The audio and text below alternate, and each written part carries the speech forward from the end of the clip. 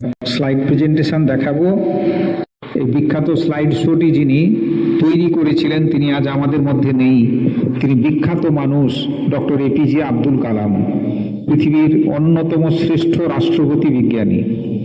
তো তিনি আজকে নেই, কিন্তু তিনি সতর্ক করেছিলেন তিনি যখন আমাদের রাষ্ট্রপতি ছিলেন সেই সময়ে।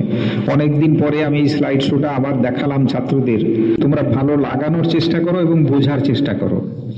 আমি আশা করব তোমরা যদি বোঝার চেষ্টা করো তাহলে অনেক কিছু জানতে পারবে এখান থেকে।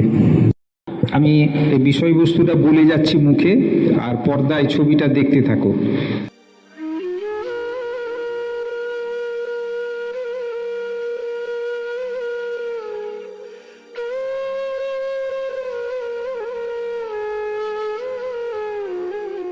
এই বৃদ্ধ ভদ্রলোক লিখছেন, এখন আমার বয়স 50 আর এই সালটি 2070, মানে আজ থেকে ধরো কাছাকাছি 45 বছর পরে। তিনি বলছেন, আমার বয়স 50 হলেও আমাকে দেখতে লাগে 85 বছরের বৃদ্ধের মতো। আমি সিরিয়াস কিডনির সমস্যায় ভুগছি, কেননা আমি পানীয় জল পর্যাপ্ত পাই না। আমি স্মরণ করি যখন আমার বয়স ছিল মাত্র 5 বছর, তখন সব কিছুই অন্য রকমের ছিল। তখন পার্কে প্রচুর পরিমাণে গাছপালা ছিল, বাড়ির সামনে সুন্দর বাগান ছিল। সেখানে 8 ঘন্টা ধরে আমি বাথরুমে শাওয়ারের জলে স্নান করতাম, কিন্তু এখন স্নান করার জন্য জল নেই। আগে আমাদের বাড়ির মহিলাদের মাথায় কি সুন্দর চুল ছিল, কিন্তু এখন সরকারি নিয়মে প্রত্যেকের মাথার চুল পরিষ্কার করে কামানো, কেননা মাথার চুল ধোয়ার মতো পর্যাপ্ত জল নেই। আমার ছেলে বিশ্বাসই করতে পারে না যে আমরা পুকুরে স্নান করেছি। আমার মনে পড়ছে আমরা যখন স্কুলে পড়তাম তখন বারংবার টিভিতে, খবরের কাগজে সর্বত্র বোঝানো হতো সেভ ওয়াটার, জল বাঁচাও, কিন্তু কেউই তাকে গুরুত্ব দেয়নি। কলকারখানা সেগুলো আজকাল প্রায় বন্ধ হতেই বসেছে, যার জন্য বেকার সমস্যা প্রচুর। কলকারখানা চালানো যাচ্ছে না, কেননা কলকারখানা চালানোর জন্য যে জল লাগে তাও নেই।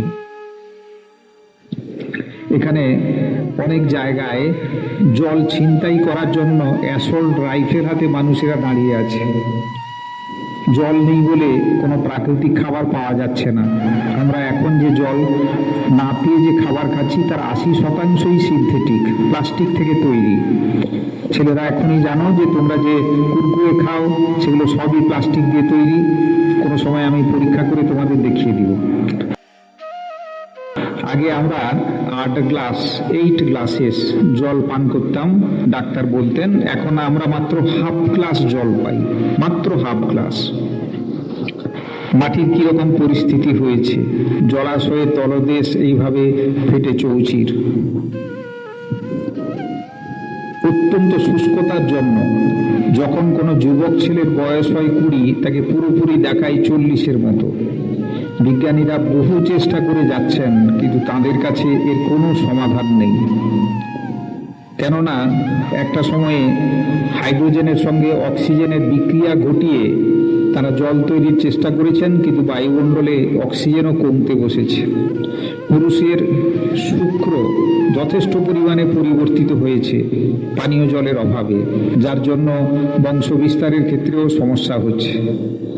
আগে আমরা সর্বত্র ভেন্টিলেটেড জোন হিসেবে প্রকৃতিকে পেতাম, কিন্তু এখন শ্বাস নেওয়ার জন্য একটা নির্দিষ্ট জায়গায় যেতে হয় টাকার বিনিময়ে।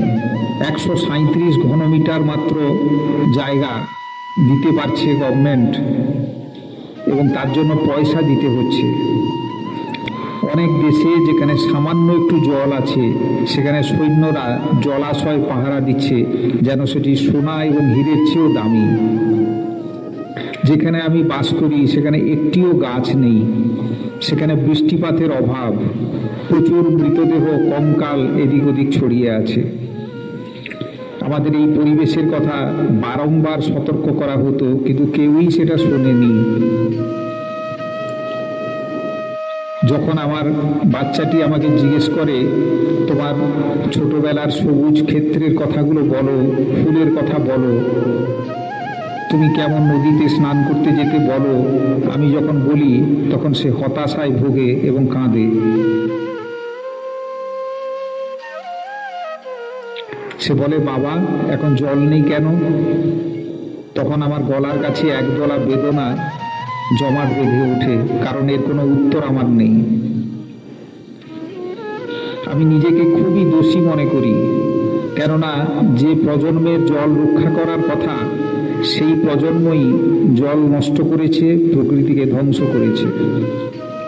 এখন আমাদের শিশুরা আমাদের সেই যাতনার ফলভোগ করছে, প্রকৃতির উপরে নির্যাতনের শিকার আমাদের বর্তমান শিশুরা।